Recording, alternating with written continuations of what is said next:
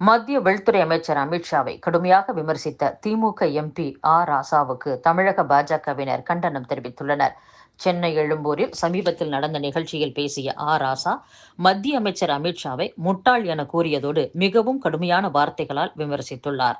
அதற்கு பதிலடி கொடுத்து பாஜக தலைவர்கள் வெளியிட்டுள்ள அறிக்கையில், மத்திய அமைச்சர் முருகனின் அறிக்கையில், மதுரை வந்த மத்திய உள்துறை அமைச்சர் அமித்ஷா வரும் சட்டப்பேரவை தேர்தலில் திமுக கூட்டணியை வீழ்த்தி ஆட்சி அதிகாரத்தில் இருந்து இறக்கி காட்டுவோம் என சூளுரைத்தது முதல் திமுகவினருக்கு பித்து பிடித்து அலைகின்றனர். திமுக எம்பி ராசா அமித்ஷாவை தகாத முறையில் பேசியிருக்கிறார். குடும்ப அரசியல் நடத்தி ஊழலின் உறைவிடமாக இருக்கும் முதலமைச்சர் ஸ்டாலினுக்கும் தொண்டர்களுக்கும் அமித்ஷா எழுப்பிய கேள்விக்கு பதில் கூற தைரியமோ திராணியோ இல்லை. கேள்விக்கு பதில் சொல்ல முடியாதவர்கள் பாஜக தலைவர்களை இழித்தும் பழித்தும் பேசி வன்மத்தை கக்குகின்றனர் என்று கூறியுள்ளார்.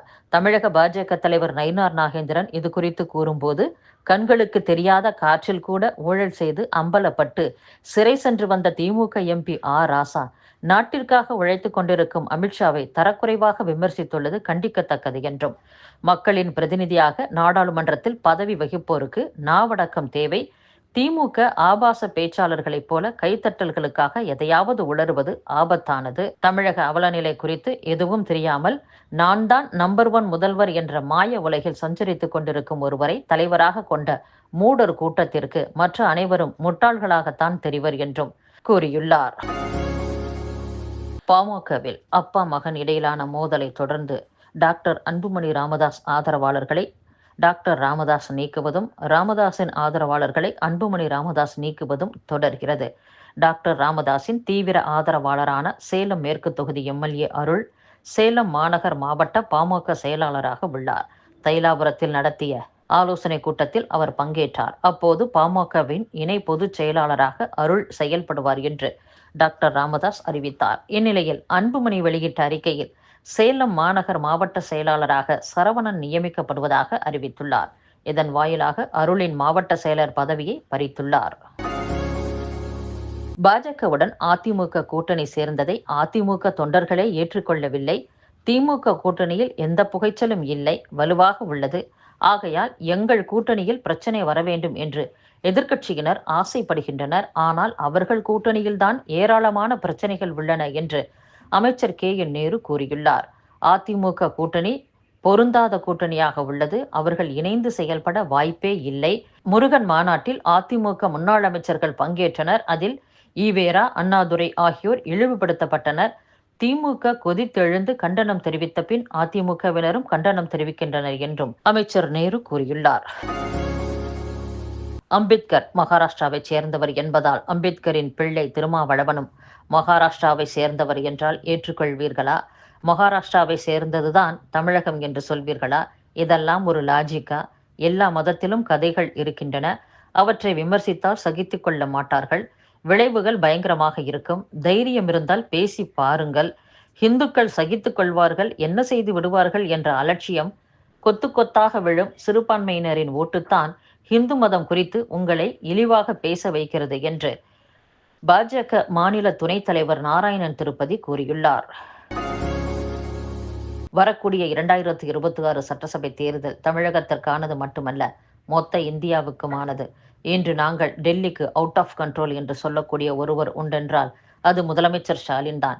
ஈவேரா, அண்ணாதுரை, கருணாநிதி ஆகிய மூவர் குரல்களும் இணைந்த ஒரு குரலாக முதலமைச்சர் உள்ளார் என்றும், அரசியலமைப்பு சட்டம் ஆபத்தில் உள்ளது. இந்த சூழலில் இந்தியாவை காப்பாற்றும் நிலையில் உள்ள ஒரே தலைவர் நம் முதல்வர் மட்டுமே. அதனால்தான் அவரை எல்லைச்சாமி என குறிப்பிடுகிறோம் என்று திமுக துணை பொதுச் செயலாளர் ராசா பேசியுள்ளார்.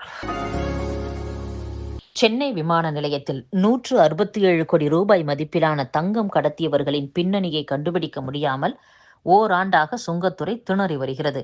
சென்னை விமான நிலையத்தில் 60 நாட்களில் 167 கோடி ரூபாய் மதிப்பிலான 267 கிலோ தங்கம் வெளிநாடுகளில் இருந்து கடத்தி வரப்பட்டுள்ளது. இது தொடர்பாக சுங்கத்துறை அதிகாரிகள் கடந்த ஆண்டு ஜூன் மாதம் நடத்திய விசாரணையில் சென்னை விமான நிலையத்தில் ஏர் ஹை என்ற பரிசு பொருட்கள் விற்பனை செய்யும் கடையை நடத்திய ஷபீர் அலி என்பவர் கடத்தலில் ஈடுபட்டது தெரியவந்தது. அவருடன் கடையில் வேலை செய்யும் நபர்கள் மற்றும் இலங்கை பயணி உட்பட 9 பேரை சுங்கத்துறை அதிகாரிகள் கடந்த ஆண்டு ஜூன் மாதம் இறுதியில் கைது செய்தனர். விமான நிலையத்தில் கடை நடத்த உரிமம் பெற்ற ஷபீர் அலிக்கு பாஜக பிரமுகர் பிரித்வி உதவியதும் தெரியவந்துள்ளது. இதையடுத்து அவர் தொடர்புடைய இடங்களிலும் அதிகாரிகள் விசாரணை நடத்தினர். மேலும் சிறையில் உள்ள ஷபீர் அலி மற்றும் கடத்தலில் ஈடுபட்ட சிலர் மீது அந்நிய செலாவணி மோசடி சட்டத்தில் கடந்த ஆண்டு வழக்கும் பதிவு செய்யப்பட்டுள்ளது. இந்த பின்னணியில் தமிழகத்தைச் சேர்ந்த முக்கிய புள்ளி ஒருவர் இருப்பதாக கூறி அதிகாரிகள் தொடர்ந்து விசாரித்து வருகின்றனர்.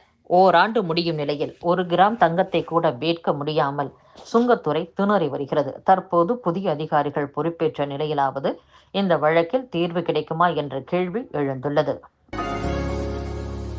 மாம்பழ விலை வீழ்ச்சி பிரச்சனையை மத்திய அரசு மீது திருப்புவதாக தமிழக அரசு மீது விவசாயிகள் குற்றம் சாட்டியுள்ளனர்.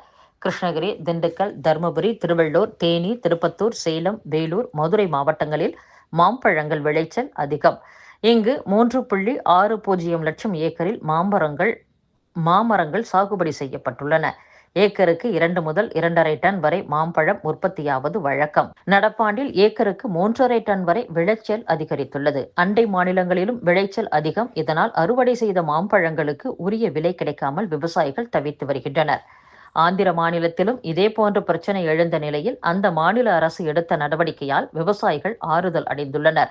அங்குள்ள மாம்பழ கூழ் தயாரிப்பு ஆலைகளில் தமிழக மாம்பழங்கள் கொள்முதல் செய்ய தடை விதிக்கப்பட்டுள்ளது. தனியார் மாம்பழ கூழ் ஆலைகளை தொடர்ச்சியாக இயங்கச் செய்து கொள்முதல் செய்த மாம்பழங்களுக்கு மானியம் வழங்க ஆந்திர அரசு நடவடிக்கை எடுத்துள்ளது. தமிழகத்தில் மாம்பழ விவசாயிகள் தொடர்ச்சியாக போராட்டங்களில் இறங்கியுள்ள நிலையில் பிரச்சனையை மத்திய அரசு பக்கம் திருப்பும் முயற்சி நடப்பதாக விவசாயிகள் அதிருப்தி தெரிவித்துள்ளனர்.